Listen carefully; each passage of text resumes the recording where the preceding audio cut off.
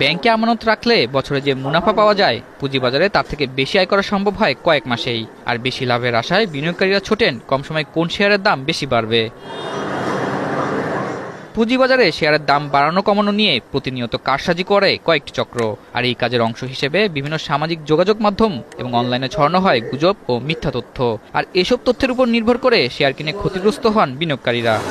তাই শেয়ারের দাম নিয়ে কারসাজি এবং গুজব রটনাকারী চক্রের ৩ সদস্য গ্রেপ্তার করেছে ডিবি পুলিশ। শনিবার ডিএমপি মিডিয়া সেন্টারে সংবাদ সম্মেলনে এসব তথ্য জানানো হয়।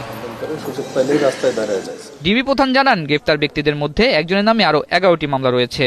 এছাড়া অপর দুজনের মধ্যে একজন বিনিয়োগকারীর বিরুদ্ধে ঐক্য পরিষদের সদস্য হয়ে চাঁদাবাজির অভিযোগ রয়েছে।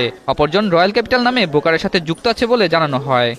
আমরা তদন্ত করে তাদের ৩ জনকে গ্রেপ্তার করেছি।